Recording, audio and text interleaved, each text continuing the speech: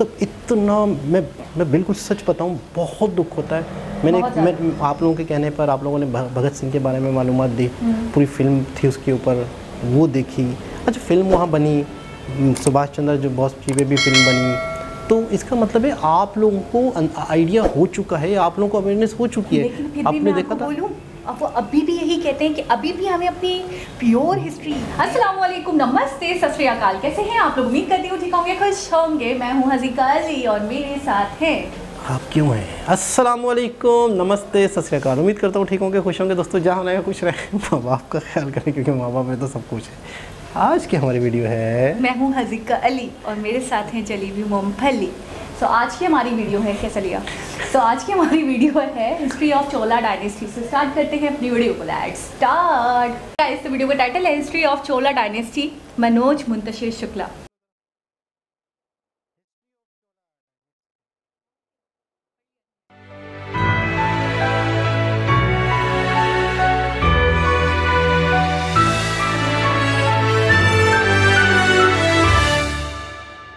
जो सभ्यता हमारे स्वार्थ की कसौटी पर खरी ना उतर रही हो, उसके गौरवशाली अतीत को ही बदल दो।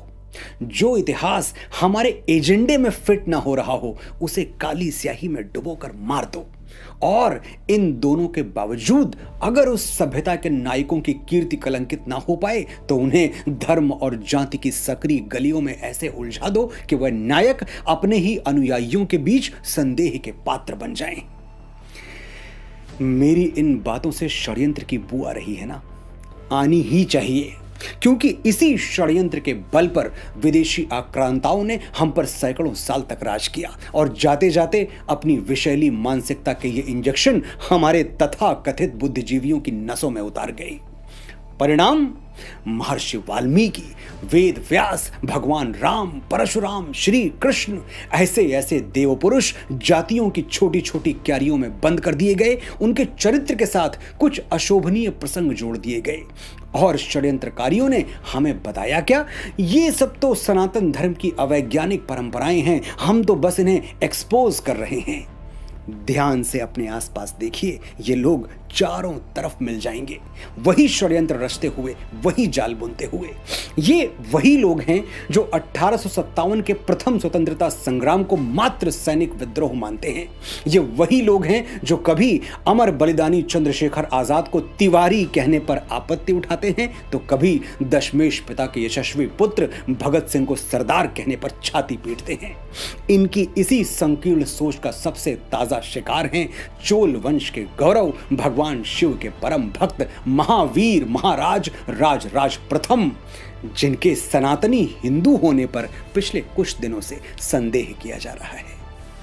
नमस्कार, मैं हूं मनोज मुंतशिर शुक्ला और आज मैं आपको इतिहास के उजले आकाश के उस हिस्से की यात्रा करवाऊंगा जिसके नक्षत्रों और तारों पर महाराज राज प्रथम और उनके यशस्वी पुत्र राजेंद्र प्रथम की गौरव गाथाएं अंकित हैं। लेकिन सबसे पहले ये जान लेते हैं कि चोल वंशी शासक सनातनी हैं या नहीं हैं।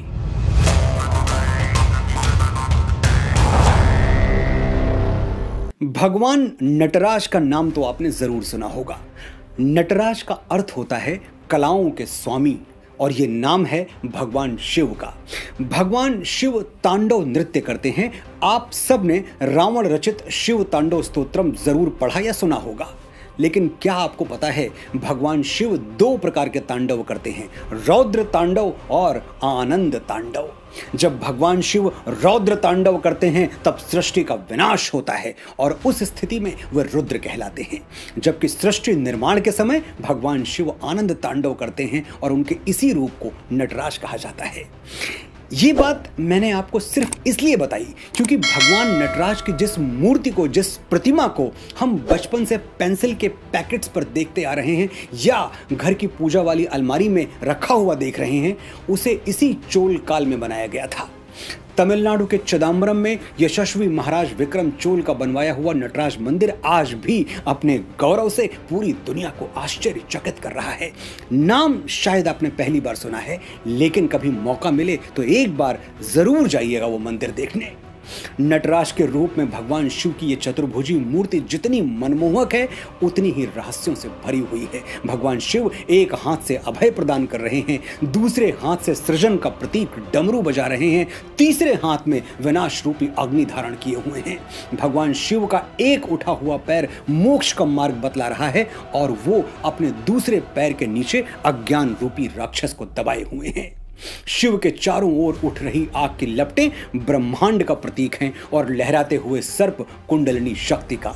ध्यान से देखने पर भगवान शिव की प्रतिमा ओम के रूप में नजर आती है, क्योंकि भगवान शंकर ओमकार हैं, साक्षात ओमकार का रूप हैं, वह इस सृष्टि के आधार हैं। गोस्वामी श्री तुलसीदास भगवान शिव की इसी मनोहर छवि का वर्णन करते हुए कहते हैं, ससि ललाट सुंदर सिर गंगा, नयन तीन उपवीत भुजंगा, गरल कंठ उर नर सिर माला, असिव वेश शिव धाम कृपाला। अब आप ही सोचिए, आप ही विचार कीजिए, जो गौरवशाली चोल वंश सदैव भगवान शिव की भक्ति में लीन रहा, उनके मंदिर बनवाता रहा, वो सनातनी ना हो, ये कैसे हो सकता है? ये तो ऐसे ही हो गया कि ये कह दिया जाए कि जिसने रावण को मारा वो राम थे ही नहीं। ये बात समझ में आती है क्या? ये बात विश्वास करने लायक है क्या? शब्दों से खेलने वाले लोग अक्सर अर्थ का अनर्थ कर देते हैं और तर्क क्या देते हैं? चोल काल में हिंदू शब्द था ही नहीं। पहली बात ये कि हिंदू शब्द विदेशी नहीं है, ये बात मैं किसी और वीडियो में पूरे विस्तार से बताऊंगा। और दूसरी बात, ठीक है, मान लेते हैं उस काल में हिंदू शब्द प्रचलन में नहीं था, लेकिन सनातन शब्द तो था। सनातन धर्म को ही आर्य धर्म और वैदिक धर्म भी कहा जाता है। समय के साथ हिंदू शब्द प्रचलन में आ गया और सनातन को हिंदू धर्म कहा जाने लगा। ये ऐसे ही है जैसे हमारे इस देश को कभी जम्बू द्वीप कहा गया, कभी भरतखंड, कभी हिमवर्ष, अजनाभ वर्ष, भारतवर्ष, तो कभी आर्यावर्त, हिंद, हिंदुस्तान और इंडिया। क्या इतने नाम होने से हमारी राष्ट्रीयता पर कोई सवाल उठता है, कोई संदेह किया जा सकता है? कभी नहीं। शब्द अलग हो सकते हैं, शब्द कई हो सकते हैं, लेकिन अर्थ तो एक ही है। क्या हिंदू, क्या सनातन, भाव तो एक ही है। एक बात और, भगवान श्री राम और श्री कृष्ण के समय भी तो हिंदू शब्द प्रचलन में नहीं था, तो क्या हम उन्हें अपना आराध्य मानना छोड़ दें? लोगों के बहकावे में मत आइए, सच को समझने की चेष्टा कीजिए।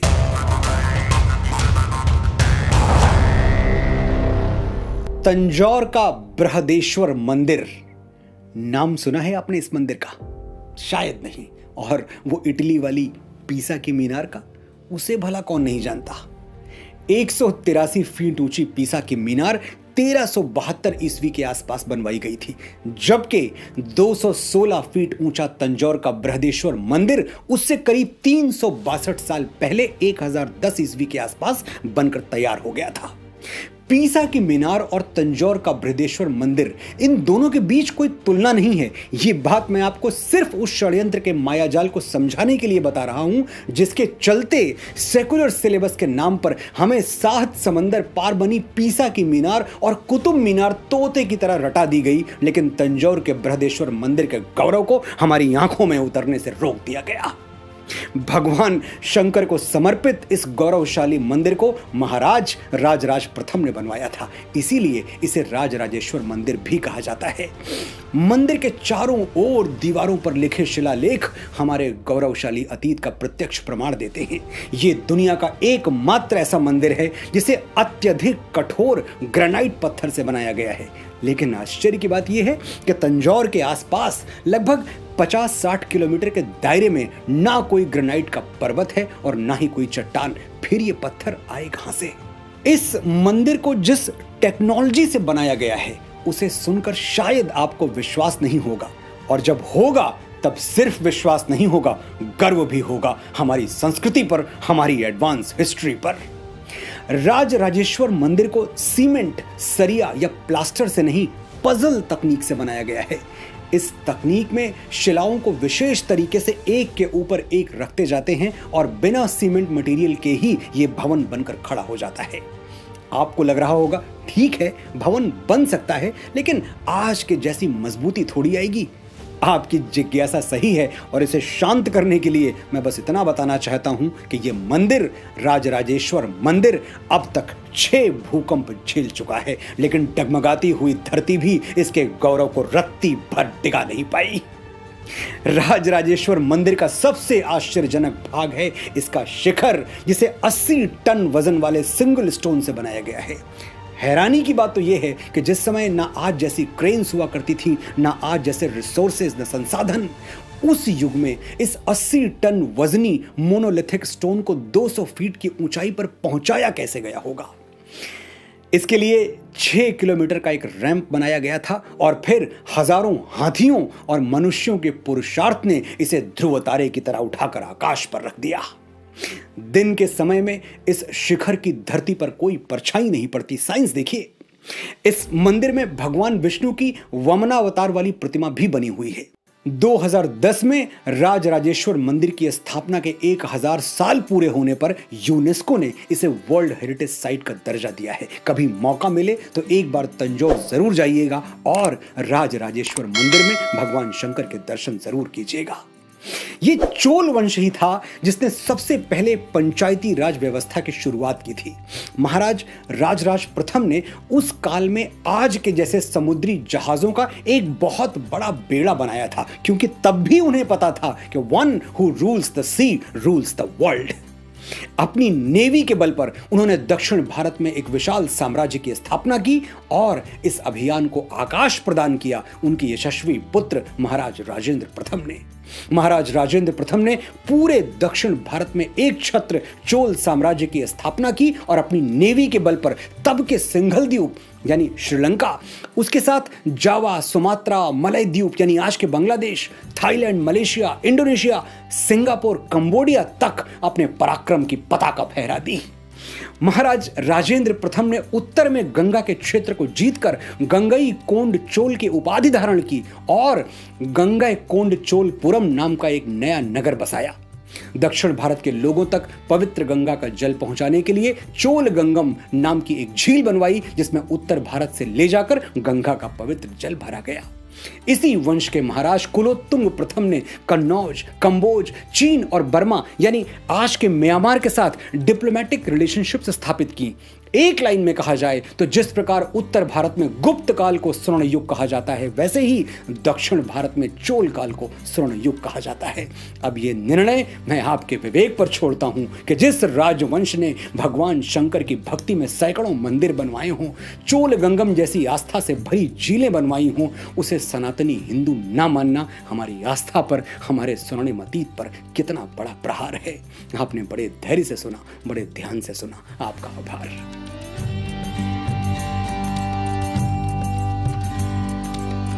जी जनाब, बहुत ज़बरदस्त इंफॉर्मेशन।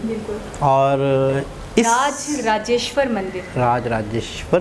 अच्छा, हमने कोई वीडियो नहीं देखी ना अब तक शायद चोला डायनेस्टी के हवाले से, तो देखिए इस मंदिर की। अच्छा, मुझे ऐसा लग रहा है अभी इनके ऊपर प्रॉपर एक फिल्म आई है PS1। हाँ। मुझे ऐसा लग रहा है शायद कि उसमें कुछ गलत, कुछ नहीं, कुछ उसमें ना धर्म को लेके कोई बात हुई हो शायद, या तो इनका करेक्टर डिफाइन हुआ हो, या तो इन्होंने कहा हो कि मैं किसी धर्म को नहीं मानता, शायद। वैसे इसके अंदर जो बात डिस्कस की गई है वो ये है कि वो हिंदू नहीं थे, तो वो सनातन धर्म से रिलेट नहीं करते थे। तो सुनिए तो सही, कोई इस तरह कहा हो कि मैं किसी धर्म को नहीं मानता, या कुछ इस तरह के जुमले हों जिससे ये जाहिर हो रहा है कि ये हिंदू नहीं थे।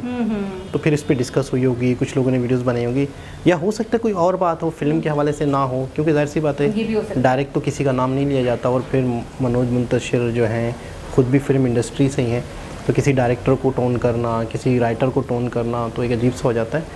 तो इन्होंने अपना फ़र्ज़ अदा किया। अच्छा, एक चीज़ है कि जब एक शख्स ने इतने टेंपल बनाए और इतना, मतलब है कि इतनी मुश्किल से, उस दौर में ना कोई टेक्नोलॉजी थी, ना कोई इक्विपमेंट्स थे, ना कोई साजो सामान था, इतनी मुश्किलों से हाथियों को लेकर 80 बड़ी बात, बहुत बड़ी बात है। और टन अपने आप में बहुत होता है। और उस पत्थर से बनाया गया ये टेंपल है, ग्रेनाइट के पत्थर से, बहुत मजबूत, जो कि बता रहे हैं कि 6 जो है भूकंप जो है, अर्थक्वेक सह गया, लेकिन उसे कुछ अभी तक। हाँ, तो कहने का मतलब ये है कि वो कैसे सनातन धर्म के मानने वाले नहीं होंगे, कैसे नहीं होंगे, मतलब जो इतने धार्मिक हैं, जो इतना कुछ करें। अच्छा, झील के हवाले से भी उन्होंने बताया, फिर गंगा नदी का पवित्र पानी वहाँ डलवाया, तो वाकई ऐसे ही है कि अगर कोई इंसान किसी मजहब को फॉलो नहीं करता तो साफ सी बात है फिर वो उसमें इंटरेस्ट क्यों लेगा, फिर वो भी ये काम क्यों करेगा। बिल्कुल ऐसा ही है। और दूसरी चीज़ ये कि बहुत सारे राइटर हैं, बहुत सारे पोइट हैं, बहुत सारे लोग हैं और फिल्म इंडस्ट्री से, ड्रामा से रिलेट करते हैं, लेकिन मैं कहता हूँ कि यार इनके अंदर एक बड़ी ही एक यूनिक बात है कि हिस्ट्री पढ़ना, नॉलेज हासिल करना। अच्छा, ये कोई एजेड नहीं है, कोई बुज़ुर्ग नहीं है, कोई बाबा जी टाइप नहीं है। इस तरह की बातें, इन्फॉर्मेशन, बड़ी हिस्ट्री पढ़ी हुई हो जिसने, उनके मुंह से अच्छी लग रही होती हैं या उनके ऊपर ऐसा सूट कर रही होती हैं, या ऐसा लगता है कि इन्होंने तो अपनी पूरी ज़िंदगी इतना ज्ञान हासिल किया है, आज ये इन्होंने किताबें लिखी हैं, अब ये वीडियोस बना रहे हैं, आज इनके लोग वीडियोस बना रहे हैं। लेकिन मैं कहता हूँ अभी इनकी उम्र ही क्या है जिसमें इन्होंने इतना इल्म, इतनी नॉलेज और ये रिसर्च और स्टडी कर ली, और ये इल्म, अपना इतिहास, अपनी हिस्ट्री और ख़ास तौर पे हिस्ट्री के वो पहलू जिसको अभी भी टेढ़ा मेढ़ा करके पेश किया जा रहा है या किया जाने की कोशिश की जा रही है, ऐसे ऐसे पॉइंट्स निकाल कर लाना, तो ये मैं कहूँगा इनकी अपने आप में एक बहुत बड़ी कोशिश। या तो ये अपना फ़र्ज़ समझते हैं कि यार मुझे अगर इल्म है या मुझे इल्म हासिल करना चाहिए और वो दूसरों तक पहुँचाना चाहिए, इस पर लोग उंगली भी उठाते होंगे इन पे मेरे ख्याल में। अब कंप्लीट हो गया आपका?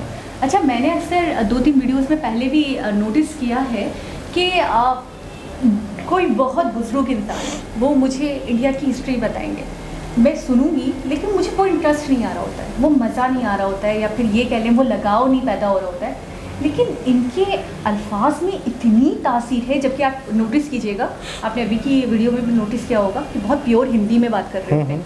तो कोई भी इंसान है, क्योंकि हम उर्दू लैंग्वेज बोलते हैं, तो हिंदी के बहुत ज़्यादा प्योर वाले जो वर्ड होते हैं उससे थोड़ा हमें ऐसा होना चाहिए कि हम घबराएं और फिर बोले यार छोड़ो, स्किप कर दो। लेकिन कभी किसी भी वीडियो में ऐसा नहीं हुआ मेरे साथ, मैं बिल्कुल जेन्युइनली बता रही हूँ आपको, कि 1 घंटे की भी अगर मैंने वीडियो देखी है, आपको याद होगा इंटरव्यू की जो हमने वीडियो देखी उसकी इतनी बातचीत थी, तो 1 घंटे की भी वीडियो देखी है तो हम बोर नहीं हुए। एक तो हम बोर नहीं हुए और एक एक वर्ड इनका दिल पर असर कर रहा होता है, यानी इतनी तासीर दी है कुदरत ने इनको, इनकी ज़बान में इतनी तासीर रखी है कि एक एक वर्ड ऐसा लगता है सच है, सच्चा है, बिल्कुल हकीकी है। ये कुछ भी बोलते हैं वो गलत नहीं लगता, पता नहीं क्यों। दूसरी बात ये है, शायद बोलते नहीं है गलत। और खुद एक और चीज़ होती है उन लोगों के, मैंने देखा है अक्सर अल्फाज जो होते हैं वो सामने वाले पे असर अंदाज नहीं होते, जो दिखने में कुछ होते हैं, दिल से कुछ होते हैं, यानी कि उनका बातिन और ज़ाहिर अलग होता है।